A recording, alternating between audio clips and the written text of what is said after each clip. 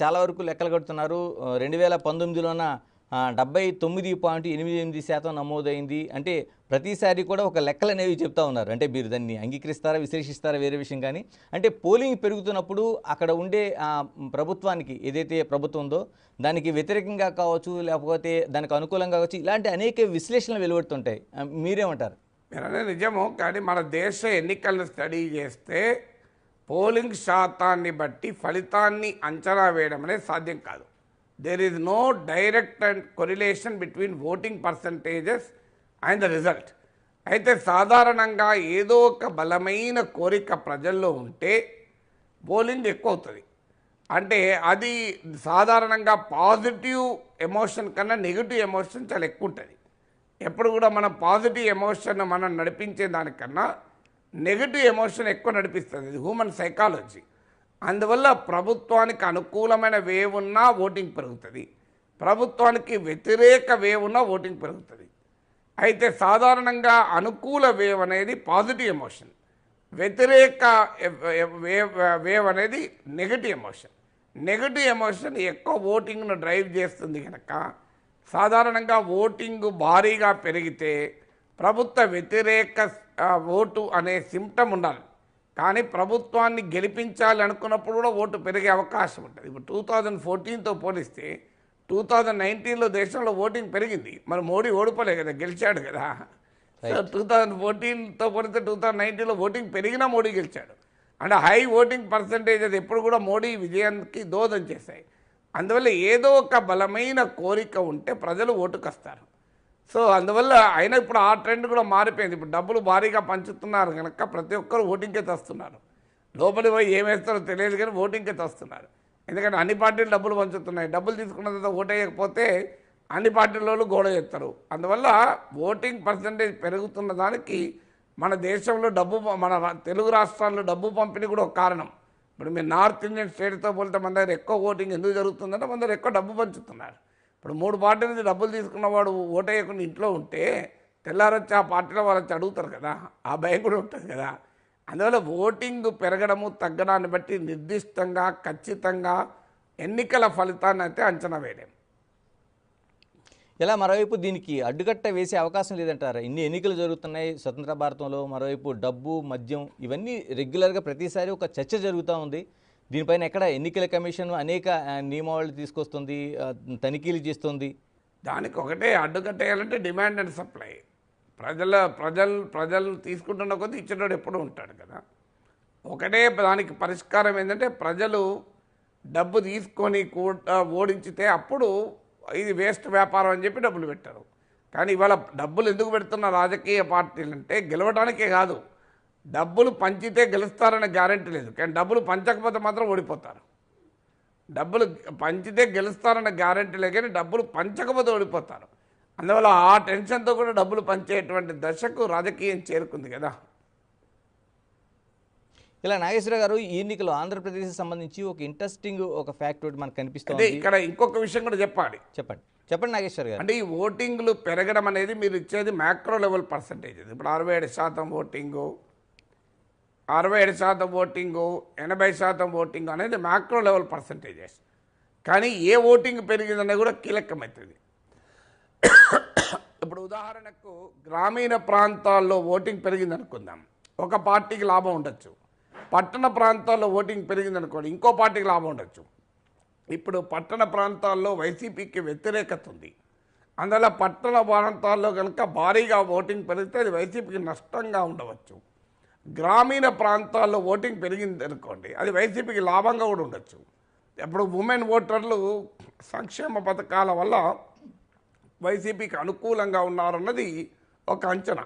అందువల్ల women voting పెరిగితే ఒక రకంగా ఉంటుంది. సారీ, అలాగే యంగ్ ఓటరు ప్రభుత్వానికి వ్యతిరేకంగా ఉన్నాడన్నది ఒక అంచనా. ఏజ్ పెరుగుతున్న కొద్దీ వైసీపీ పట్ల అనుకూలత పెరుగుతోంది సంక్షేమ పథకాల వల్ల.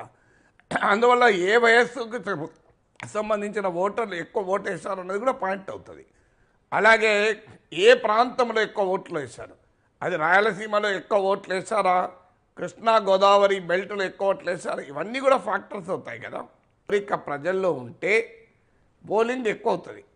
అంటే అది సాధారణంగా పాజిటివ్ ఎమోషన్ కన్నా నెగిటివ్ ఎమోషన్ చాలా ఎక్కువ ఉంటుంది. ఎప్పుడు కూడా మనం పాజిటివ్ ఎమోషన్ మనం నడిపించే దానికన్నా నెగిటివ్ ఎమోషన్ ఎక్కువ నడిపిస్తుంది. ఇది హ్యూమన్ సైకాలజీ. అందువల్ల ప్రభుత్వానికి అనుకూలమైన వేవ్ ఉన్నా ఓటింగ్ పెరుగుతుంది, ప్రభుత్వానికి వ్యతిరేక వేవ్ ఉన్నా ఓటింగ్ పెరుగుతుంది. అయితే సాధారణంగా అనుకూల వేవ్ అనేది పాజిటివ్ ఎమోషన్, వ్యతిరేక వేవ్ అనేది నెగిటివ్ ఎమోషన్. నెగిటివ్ ఎమోషన్ ఎక్కువ ఓటింగ్ను డ్రైవ్ చేస్తుంది కనుక సాధారణంగా ఓటింగ్ భారీగా పెరిగితే ప్రభుత్వ వ్యతిరేక ఓటు అనే సిమ్టమ్ ఉండాలి.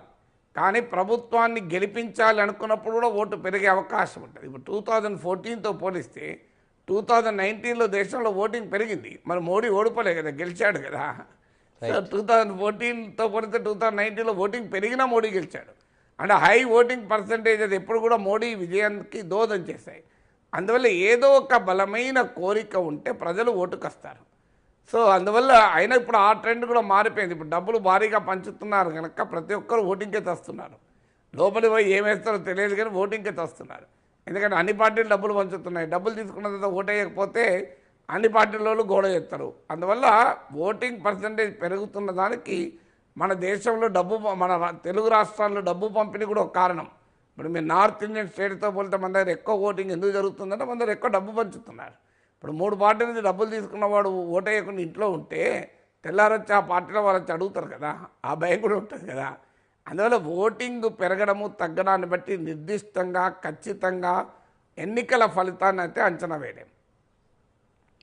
ఇలా మరోవైపు దీనికి అడ్డుకట్ట వేసే అవకాశం లేదంటారా? ఇన్ని ఎన్నికలు జరుగుతున్నాయి స్వతంత్ర భారతంలో, మరోవైపు డబ్బు, మద్యం ఇవన్నీ రెగ్యులర్గా ప్రతిసారి ఒక చర్చ జరుగుతూ ఉంది.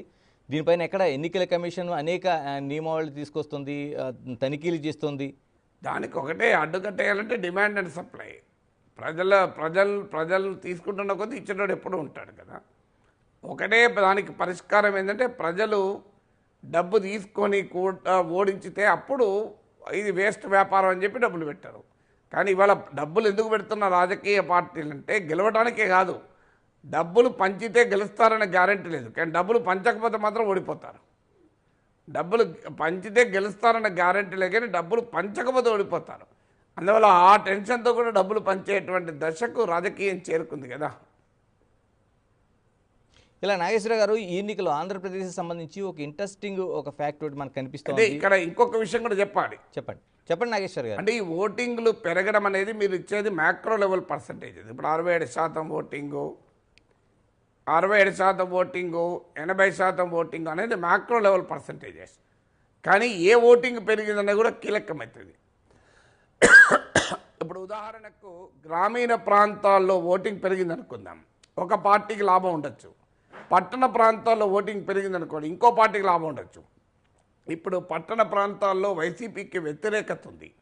అందువల్ల పట్టణ ప్రాంతాల్లో కనుక భారీగా ఓటింగ్ పెరిగితే అది వైసీపీకి నష్టంగా ఉండవచ్చు. గ్రామీణ ప్రాంతాల్లో ఓటింగ్ పెరిగింది అనుకోండి, అది వైసీపీకి లాభంగా కూడా ఉండొచ్చు. ఇప్పుడు ఉమెన్ ఓటర్లు సంక్షేమ పథకాల వల్ల వైసీపీకి అనుకూలంగా ఉన్నారన్నది ఒక అంచనా. అందువల్ల ఉమెన్ ఓటింగ్ పెరిగితే ఒక రకంగా ఉంటుంది. సారీ, అలాగే యంగ్ ఓటరు ప్రభుత్వానికి వ్యతిరేకంగా ఉన్నాడన్నది ఒక అంచనా. ఏజ్ పెరుగుతున్న కొద్దీ వైసీపీ పట్ల అనుకూలత పెరుగుతుంది సంక్షేమ పథకాల వల్ల. అందువల్ల ఏ వయస్సుకు సంబంధించిన ఓటర్లు ఎక్కువ ఓటు వేశారు అన్నది కూడా పాయింట్ అవుతుంది. అలాగే ఏ ప్రాంతంలో ఎక్కువ ఓట్లు వేశారు, అది రాయలసీమలో ఎక్కువ ఓట్లు వేశారా, కృష్ణా గోదావరి బెల్ట్లో ఎక్కువ ఓట్లు వేశారు, ఇవన్నీ కూడా ఫ్యాక్టర్స్ అవుతాయి కదా. ఇలాగ మరోవైపు అదే మీరు చెప్తున్న దాంట్లోకి నేను వస్తున్నాను. దాదాపుగా ఇప్పుడు మనకి ఈ వివరాలు తీసుకుంటే చిత్తూరు జిల్లాలోన అంటే అర్బన్ ప్రాంతంలో దాదాపు